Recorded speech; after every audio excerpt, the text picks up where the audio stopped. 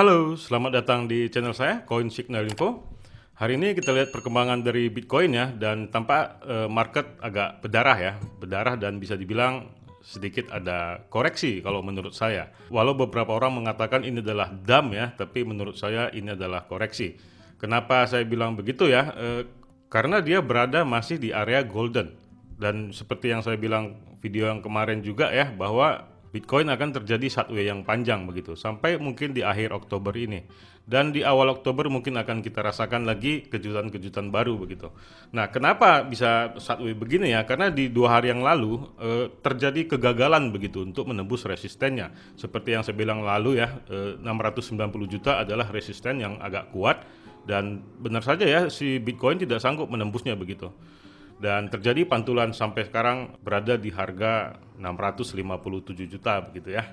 Dan seperti yang saya bilang juga ya, berada di support terkuatnya juga ada di 630 sampai di 640 juta. Ini yang saya garisin tebal nih. Itu adalah support terkuatnya juga begitu. Nah, yang sementara untuk garis-garis merah ini adalah area-area kritikal untuk Bitcoin begitu, untuk bagaimana pergerakannya terjadi pantulan, penembusan, dan berada di resisten 1, resisten 2 begitu ya. Nah, itulah tugas-tugas untuk Bitcoin, bagaimana dia akan mencapai target-targetnya mungkin di akhir tahun yang mungkin akan terjadi harga di 1 miliar begitu. Namun kenapa sih bisa terjadi penurunan lagi ya akhir-akhir ini ya, baru-baru ini begitu ya? Tentu saja penyebabnya adalah masalah dominasi. Dominasi Bitcoin di sini sudah terjadi kenaikan ya 42,7%, dan itu sebenarnya sangat buruk juga ya kalau dipikir-pikir, dan di sini agak sangat drastis ya kenaikannya dari 40% menjadi 42% begitu, sehingga membuat beberapa altcoin juga menjadi rontok begitu. Tapi ini sebenarnya tidak perlu khawatir ya, menurut saya ya, ini dari segi sudut pandang saya. Kalau ternyata Bitcoin ini sebenarnya hanyalah koreksi saja begitu, bukan dump yang parah begitu ya. Tapi perlu juga untuk kita berhati-hati ya, berhati-hati dengan cara ya. Kalau bagi Anda para trader khususnya ya, Anda harus melakukan stop loss di harga 630 juta begitu. Ini adalah area-area yang sangat rawan jika terjadi penurunan terus-menerus. Jadi ketika Anda memiliki stop loss atau memasang stop loss, nah di harga 630 juta akan auto stop loss ya, dan kemudian akan terjadi penurunan hingga Anda selamat begitu. Tapi kalau untuk holder lebih baik ya serok bawah lagi aja begitu. Dan saya lihat juga komentar-komentarnya, malah beberapa orang sangat senang ya dengan penurunan Bitcoin seperti ini juga begitu. Ini adalah waktunya untuk serok ya. Memang seperti itulah mentalnya holder begitu ya. Memang lebih ke arah long term. Tapi untuk para trader khususnya memang harus memakai stop loss di 630 juta atau di bawahnya ya, atau sekitar 628 juta begitu. Kalau di 640 juta sebaiknya nggak usah pakai stop loss lah gitu ya. Itulah kondisi dari Bitcoin saat ini ya. Jadi tidak perlu panik ya. Kenapa terjadi penurunan 2 candle begitu ya dalam 2 hari ini, dan sangat menyeramkan begitu untuk beberapa orang begitu. Tapi menurut saya tidak perlu khawatir. Dan kalau kita lihat di time frame 4 jam ya, sebenarnya Bitcoin ini wajar aja ya. Dia masih ada di area golden yang hijau ini ya, golden buy. Dan dia masih berada di area itu begitu. Jadi bisa dibilang ini malah sideways ya kalau kita lihat dari situ ya, dari time frame 4 jam ya. Jadi dia masih sideways begitu, dan saya bilang akan mungkin terjadi panjang ya waktunya dalam sampai di akhir Oktober ini, karena beberapa retest untuk Bitcoin gagal begitu untuk menembus resistennya ya. Jadi gimana dia mau naik begitu ya. Dan kita tahu juga beberapa news juga banyak yang buruk juga ya, seperti video yang sebelumnya juga saya bahas tentang masyarakat El Salvador mendemonstran tentang kehadiran Bitcoin di El Salvador hingga membakar 200 ATM-nya. Mungkin saja juga pengaruhnya oleh karena itu begitu ya. Karena kemarin kan ada sebuah dilema yang saya bilang ya. Padahal tanda-tanda Bitcoin akan naik, tapi sempat terjadi kenaikan sih memang kalau kita lihat di sini ya. Bitcoin itu sempat sampai di 694 juta begitu. Nah, inilah trik-trik yang sangat jahat sebenarnya ya. Jadi ketika orang, seperti yang saya bilang, resisten itu kan ada di 690 juta. Sementara dinaikin sampai 694 juta, sehingga membuat orang, wah ini akan terjadi kenaikan terus nih, karena sudah menembus resisten. Ternyata tidak gitu. Ini fake jadinya begitu.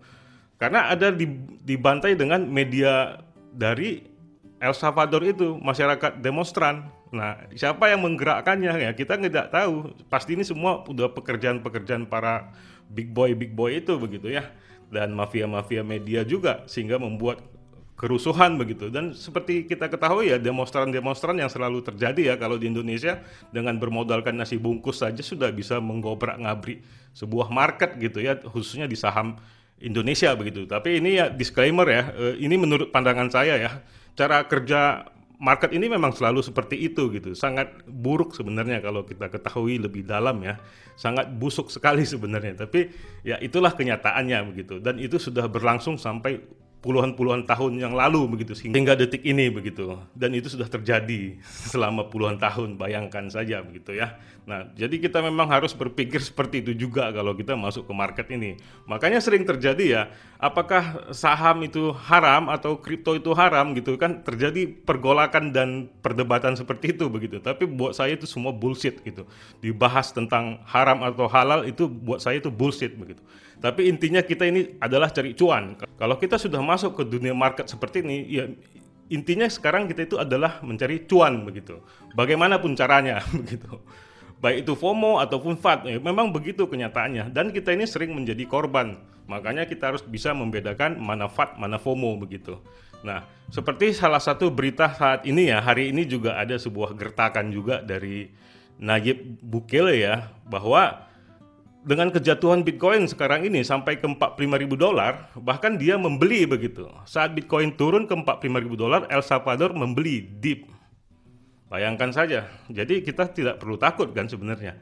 Sekelas negara aja averaging down begitu. Jadi tidak menutup kemungkinan juga buat kita ya, para holder juga mungkin bisa juga masuk untuk harga saat ini $45.000 untuk averaging down juga untuk masuk begitu. Nah, ini kembali kepada Anda ya, tapi untuk para trader mungkin ini bertentangan ya, karena kalau trader kan lebih mengarah target pendek sekali ya, mungkin daily trader, dan tidak bisa disamakan dengan holder ataupun dengan sikapnya El Salvador ini. Jadi tidak bisa disamakan juga begitu. Nah, itulah kondisi-kondisi Bitcoin ya, kondisi market juga pada umumnya seperti altcoin yang mempengaruhi itu semua. Jadi memang tidak bisa dipungkiri Bitcoin ini masih sangat berkuasa sekali begitu. Bayangkan saja 42% dominasi, ya tentu saja itu hampir 50% ya mendominasi semua market kripto begitu.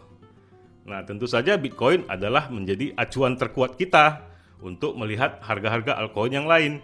Tapi kalau saya lihat di sini diskon-diskonnya belum terlalu tinggi, jadi masih perlu dipertimbangkan begitu.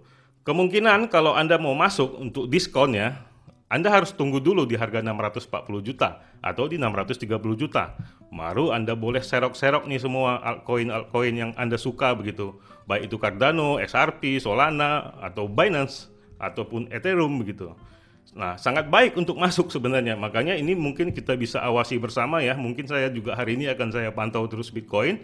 Bagaimana Bitcoin ini harganya selanjutnya begitu. Apakah dia akan menembus support ini di 630 juta? Ya sangat seram sebenarnya. Kalau itu memang terjadi, ya siap-siapin dana aja kita untuk serok lagi.